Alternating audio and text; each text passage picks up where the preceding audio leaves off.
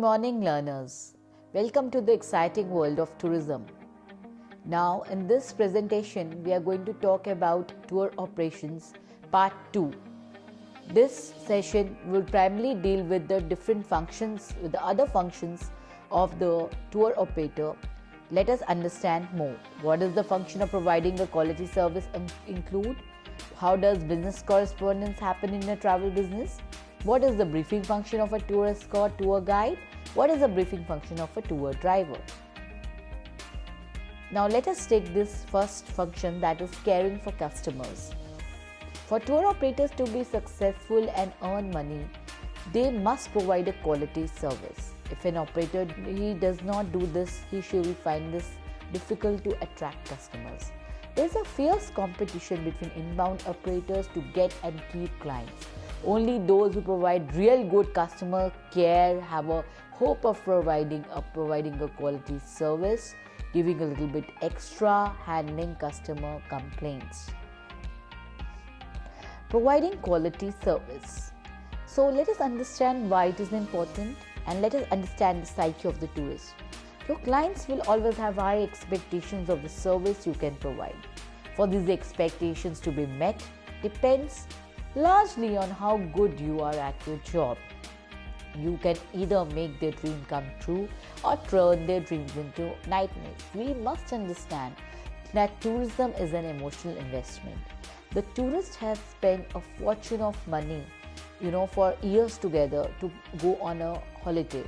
For him, it may be his labor of love. So for this, he wants that his dream remains a dream only. It is not converted into a nightmare. And when he's taking this service, when he's taking a tour package from you as a tour operator, it is your duty and responsibility to give him an experience of a lifetime and to give him memories and happiness when he goes and comes back from the tour. So providing quality service is very, very important and important part of your job responsibility.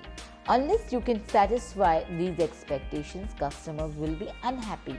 On the other hand, if you can give a better service than they expected, you will have gone far beyond their hopes and expectations. We call it customer delight, that the customer is not only happy, and as a tour operator, you don't only have to make him satisfied. When his expectations meets your performance, you have to beat his expectations, and that is customer delight. And that is the only way to repeat your business. If he's happy with your service, if he's happy as to what he expected, he got more, then he would be delighted and he would like to travel with you, and he would spread the positive word of mouth about you, not only to one person but to many people. So that would mean that your business will flourish in the coming future. So remember that many clients may be experienced travelers who will judge your services against the previous experiences. These days, most of the tourists are well traveled. They have seen the world. They know what the world-class service is all about. So when they are traveling with you, so they know what is the quality of service they're expecting in their mind. They have a set perception of service. And if you do not match that service, that will leave a very bad impression of you, your company, and they would not like to travel with you in the future. They would rather spread a bad word of mouth. So please understand that trying to please every customer is not only due to make them happy, but to get repeat business and good publicity. So we send a customer who is not happy with us. These days is the rage of the social media. The bad word of mouth will spread faster, spreads like fire. So that will go very negative against your business. So in order to ensure that you get good business and you remain good in the eyes of the tourist, you must focus on your quality. You must ensure that you give a world-class service to the tourist who is coming to avail your service. Caring for your clients, ensuring that they enjoy high-quality service is all about putting people first. As I said, you must keep in mind exactly the needs of the tourist. This is your starting point. What he wants, putting people first. The reason for checking a ticket delivered by an airline before giving it to a customer is to give them the best service.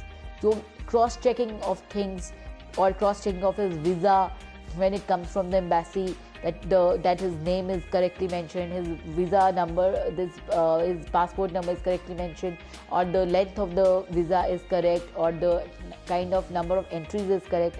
That is the way of showing your professional approach and showing that you want to give nothing but only the best. To offer quality service to every client means being able to maintain high standards and repeat them every time, and involves developing systems and making them work every time the tourist travels with you. Always remember that every client likes to feel special. Making each one feel different from thousands of others you deal with every year is not that always easy. Here are simple ways to achieve this. Let us understand. Always acknowledge people when you meet them. Maybe you could call them by their first name, and they would always like it that at least you recognize. Maybe he calls you and just you recognize by their voice, and you them, hello Mrs. Sharma, hello Mrs. Gupta. So that's one style of acknowledging the presence of the people and being proactive in your approach. Also, you should always look into the eyes when you speak. Eye contact is very important, shows that you're interested in the other person, and it also reflects your confidence. And of course, a big smile is an ornament. It acts like an ornament. When you talk to your client, to the tourist, to the guest, you should be always smiling. You should have a very positive smile on your face, and you should carry it with a lot of vigor and confidence. You should address people courteously. That is very important. Basic courtesy should never be forgotten. Address them courteously. Use their name if you know it, as I told you before. And we will talk about giving a little bit extra. Now, what is that extra? Something which you're expecting, which you get, is normal. But something which you are not expecting and you get that freebies is always like an icing on the cake. The tourists would be delighted. As I said, you don't have to work on customer satisfaction just, you have to work on customer delight. So you have to think of innovative ways of how to give extra to the customer, and how what you can give him that makes him feel, that brings a smile on his face, and that adds on to his experience, and that gives him lifetime memories. With experience, you will learn what the customer expects from you.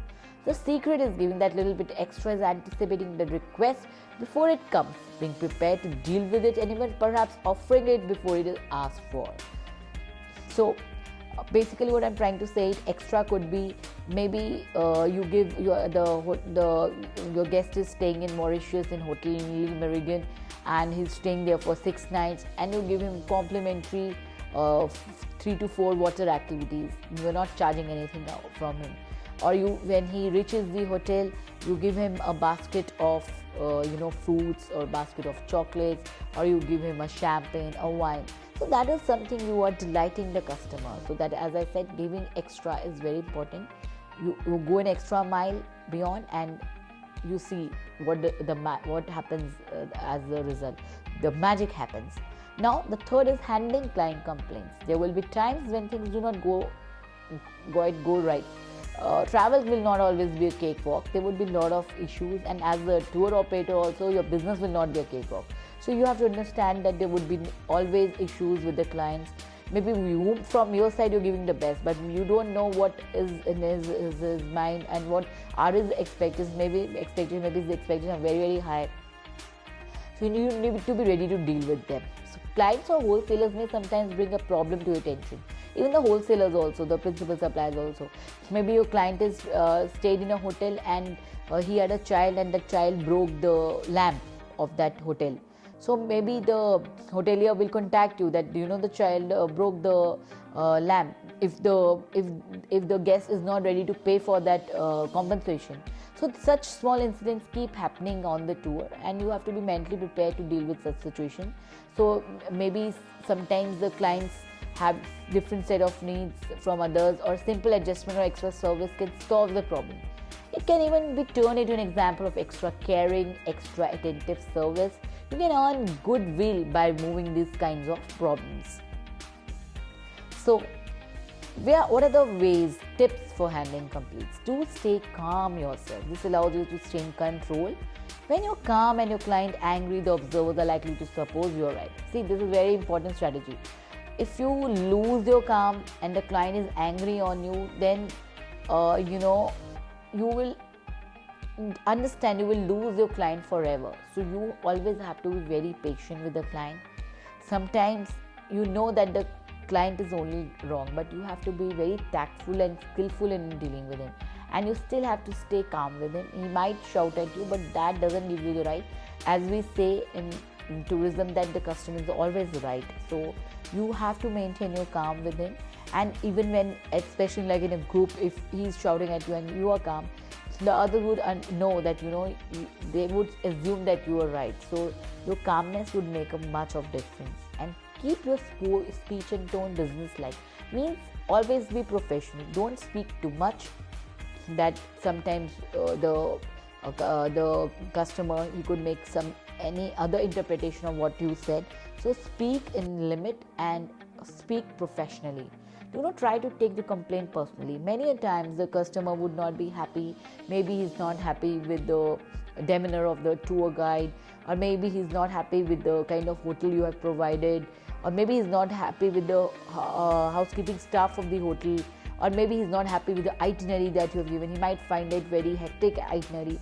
So he would come to you that you have a very hectic itinerary, I'm not able to get rest, or you are not giving me a good hotel. Sometimes you may be taking your guests to a remote location, to a village where there is no Wi-Fi service available. So he might complain of the Wi-Fi.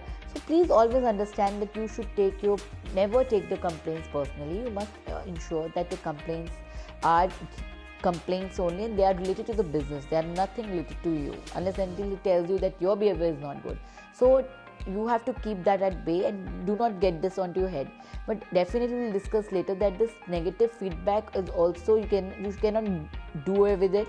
You should also make a note of it, and to be discussed with the management later, and how authentic it is.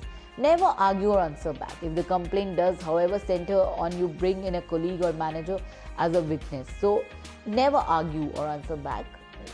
Take time to understand what the customer is saying. We say listening is half done. So once you have listened to the customer, he would be pacified automatically. Any problem has to be dealt tactfully. As I said earlier also, you should take the person somewhere private, and as loud voices attract attention and anger can be contagious. Get the person sit down, as people often become less aggressive and seated. Maybe you could give him offer a glass of water, ask him, sir, what happened. Maybe some other tour group member might have caused that aggression in that person. Someone might have behaved badly with him, or maybe the hotel staff might have behaved badly with him. So in all these cases, all likelihood, you have to be very, very attentive to his needs, and you have to ensure that you do not hurt his sentiments. You have to be a very good listener, listen to his complaint, and show that you are genuinely interested in what he's saying, and you're genuinely interested to resolve his issue, and that will actually help him get out of his anger. So ask questions to get the full details, and you can show understanding, but must not offer on your own opinion on the issues unless until he asks for. Rather, you should refrain. Hear comments like I see, I understand, do go on, sir. Suggest that you can see the person's problem. I understand, sir, I understand. I see, oh, I'm really sorry. So no, these are very empathetic words. This show that you are really able to connect with the client's issues, and you are ready to listen to him, and you are ready to resolve his issue. So in that way, even if you listen, maybe you don't have a solution, you will have been successful in reducing his anger, and you would have able to calm him to a certain extent at least. Make note of some important points. Repeat and talk to the client so you both agree you have all the facts. Alternatively, you can ask the client to write out a report. This in itself can be a cooling down tactic. Find out exactly what the person wants. This is very important. Agree on a solution. This is possible where you can manage to solve the problem. If you need time to investigate the complaint or to consult other people, undertake to report back with an answer or a solution. The best strategy is always to buy time. When you're not sure of of any solution the client has asked for, or you need to cross check the facts. So you should always say, I would get back to you, but give the exact time, maybe within a day or 2 days, So, but come up with the solution so that he can restore that faith in you, that what you said you have promised. Follow up as you said you would. The correct handling of complaints does not end here. You should know when to say no, sorry, and when not to say it. Be very careful about saying sorry. If you say it before you have found out the whole story and before you know if there is real fault, you in effect accept responsibility. The client can take your, this can be dangerous. Why? Because we might say sorry, but sometimes sorry can be negative also, because he could take your apology as you're accepting responsibility and then expect compensation, that he could file a legal case against you. It could take things so far. You can say that you are sorry that there appears to be a problem. This does not suggest that you accept the fault is yours. See, there's a difference. There's a problem, he would accept it. If for example, he did not like the hotel property, so you could accept that is not good, but you may not accept that this is your fault. Maybe there could be some issue, maybe the flight got cancelled, so that may not be your fault. You are sorry that the flight got cancelled, but the flight getting cancelled may not be your fault, because maybe it could be a technical fault or it could be the weather condition.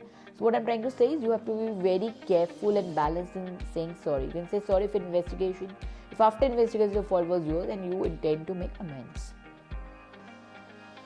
Complaints made in writing are often more serious than complaints made face to face. You must deal with written complaints immediately.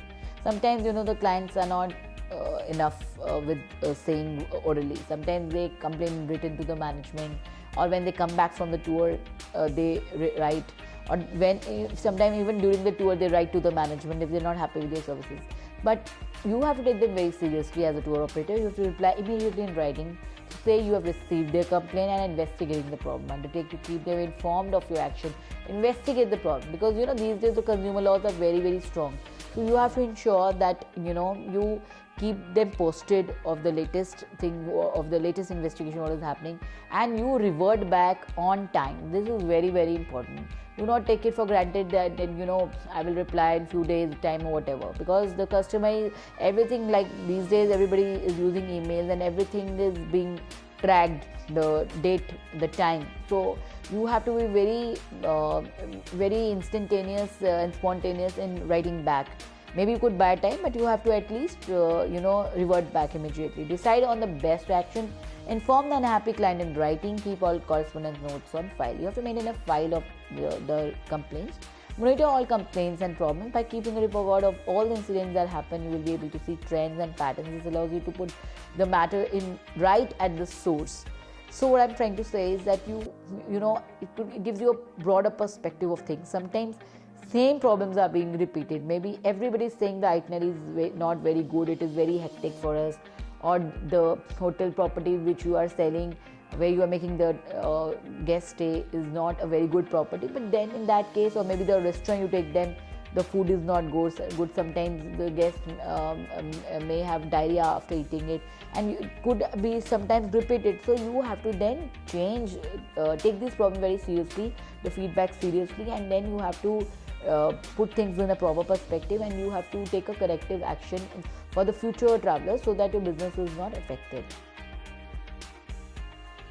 Now the next function, we have just discussed the service quality, which is a very important function. Now we'll talk about business correspondence. See, the correspondence will happen at every aspect. In every business, the correspondence happens. So tourism business is also does not work in isolation. Here also the correspondence is happening on day-to-day basis. The correspondence could be with the principal suppliers. It could be with the internal correspondence with the employees of the organization, or it could be with the customers, outside correspondence. So it could be at different levels. So many of the wholesalers of your operation will require confirmations or tickets. When we talk in respect of wholesalers, they would require confirmations or tickets sent to them by mail, and many of the documents and out to your clients will arrive in your office by mail. All organizations depend upon incoming, outgoing, and internal correspondence. So there are three different types of business correspondence. One is incoming correspondence, one is outgoing correspondence, and one is internal correspondence. So this correspondence is very, very important. The product of tour operators is an arrangement made on paper, and we depend on the mail more than any other businesses. So correspondence can be by different ways. It could be by letter, it could be by fax, it could be by telex, it could be by memo, it could be by email, and nowadays it's by WhatsApp, by SMS. So there are different latest ways of corresponding with the client. Email is considered to be more formal now. So reasons for correspondence, it could be requesting information, you are giving information, you are promoting sales, you could call mail shots, you are receiving documents, you are dispatching documents, you are receiving payments, you are dispatching payments, etc. So all coming correspondence must be handled quickly and correctly in order that customers' bookings are properly processed, and outgoing correspondence should create a professional image of both yourself and your company. See, whatever you are sending out of your company, it speaks volumes of who you are, what your standing is. So you have to be very professional. So whatever you are sending out it should be carefully well written and then well read before you put it out in the market. So that is important. One of the first tasks of the working day is to deal with all correspondence. This may mean that someone has to go through the post received, someone has to check the fax mail, collect printouts from the telex machine, write down messages from the answer phone, and someone has to check the computer for email or network messages. These days, even the staff is expected to answer in WhatsApp or in SMS, because WhatsApp you can immediately check the status that did the tour operator staff, did they check the correspondence or not. So it becomes more important to revert back on time.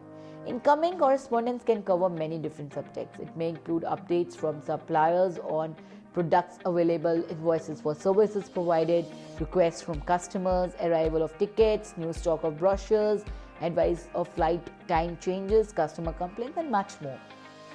It will be important to deal with all this information in order of priority. You may start by opening all the company correspondence, checking the name of the addressee and recording of the date received using the dates tab. Outgoing correspondence. Before you send any correspondence from your office, you should check that the correct paper is used, the letterhead, etc. The letter is formatted as I told you. It shows who you are. So the letter is formatted correctly, it has a correct date, it is addressed to the correct person, all information is correct. Double check with all files that no grammatical spelling or typo errors. And all questions asked have been answered. The letter is easily understood. The letter is polite and businesslike. The letter has been signed by the appropriate person. The envelope has been addressed correctly. The correspondence is dispatched by the most appropriate means according to its urgency. Internal correspondence. Now, internal correspondence is what? When you communicate with the staff of the tour operator company, within your own company. This is normally done in an informal way. However, handwritten notes are normally quite acceptable in communicating with your colleagues. But nowadays, I would say that it is more, again, even whether it is internal, everything has to be in email, in writing.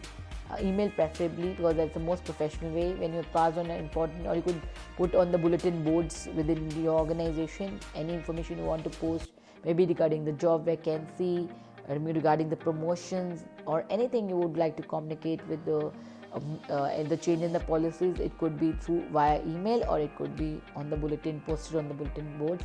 Preferably, this correspondence may also be, as I said, through emails. And it is when you pass on any important urgent piece of information to colleague, you should double check that it was received. Double checking is very important. So dispatching correspondence at the end of the working day, there could be large quantity of mails to be sent. This will include electronic dispatches as well as physical posting. The whole office staff should therefore be aware of what time the mail will leave from office, and ideally this will be out about an hour or half an hour before close of the business. So everybody should be aware of that. At this time, the administration person will collect the mail and take it to the box, the post office, and this may take a little time, so it will be that person's last duty of the day. Faxes, telefaxes, etc. should not wait till the end of the day, but should be dispatched once throughout the working day. Now the next function is of the briefing of the escort / tour guide. A tour guide is, but we must understand before who is a tour guide, and there is a difference between tour guide and tour escort. Tour guide is different from a tour escort, who is also called as a tour leader, tour director in different countries. And as a tour leader, he stays for longer duration till the completion of a tour, as compared to a tour guide who is only for a sightseeing tour with the guest. What I mean to say is that the tour guide is basically, he is with the group for a very short span of time. When he takes the tour group for the sightseeing purposes, as compared to the tour leader or the tour escort who remains with the group from the day they reach the country till the time they leave the country. So he stays with them throughout their journey. And moreover, a tour guide needs a license to operate, unlike a tour escorts. But we need to understand what are the briefings. So they would have common kind of briefings depending upon the scope of their job and the responsibilities. A professional escort guide knows all about the history, flora and fauna, etc. of his day tour. He must be knowledgeable and have a mastery over his subject. The tour operator must help him to tailor his information to the need of the group. See, it's the job of the tour operator to help him and give him all the required information so that he can operate seamlessly when the group arrives in the country. He may share the information about the group with the tour guide related to the following: that how many people are coming in the group, what language the people will speak, are they speaking. Sometimes the tour guide or the tour leader may be expected to deal with Germans, maybe sometimes he may be expected to deal with Spanish, maybe with Italians. So there could be different people coming from different parts of the world. So you have to keep the tour leader or tour guide as a tour operator, you have to keep them abreast of the details of the group they are going to handle in the future.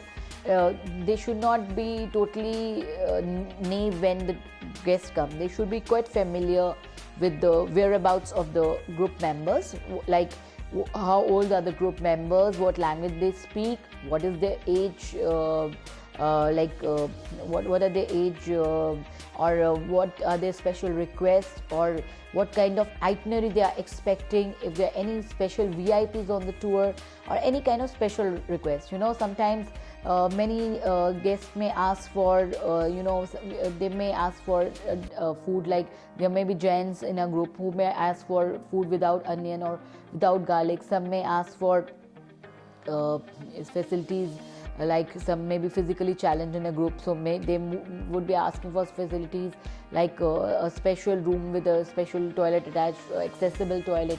So such kind of things the guests might ask for. Some might be traveling with their toddler, so they would have different requirements. So as the tour operator, you have to tell them, pass this information to the tour guide or tour escort, any kind of special request get asked by the group members, or maybe special anniversaries falling, special date like birthday, anniversaries falling. So you have to communicate the same to the tour guide. And also, of course, the day's itinerary is very important, that throughout the day what it was going to be the exact tour program from time, minute to minute, from an hour to hour. So the tour members need to be updated about that. Now, when we come about talking about the briefing, the vehicle and driver are vital parts of the tour. Before meeting the tourist, the driver should have checked the following. See, the familiarization of the coach by the driver is very important because life and safety of guests is in the hands of the driver. So the driver of the transport company, he must be very well aware of his role, and he must check the brakes, fuel, water, engine oil, tires, tire pressure, windscreen wipers, lights on, public address system, microphone, because you might hire a tour guide. Sometimes even the driver acts as a tour guide come driver. So in all cases, the public address system and the microphone should be in the running mode. So these things are to be cross-checked by the driver before he takes his group on a tour, on a sightseeing tour. So many things need to be checked by the driver, including the first aid kit within the coach. If he is taking the guest by a coach, the fire extinguisher is working or not, its position, the first aid box, the paintwork of the coach, the seats, they are in order, is there dustbin in the coach, the floor is clean or not, the ashtrays, refreshments, etc. if they need to be given. The driver himself should be well briefed. Often he will have to be into the places before and he knows the best way. If he is new, he needs careful help before starting off. Should be well aware of the routes he is going to, the best routes to avoid the traffic and to reach well on time. The driver's appearance is also important. He should be clean, smartly dressed, fresh and clean. He should not smoke, spit or chew betel in the vehicle, or he should not drink alcohol during the tour, or he should come to work smelling of it. All these give a very bad impression of the driver and of the tour company as well. That's it.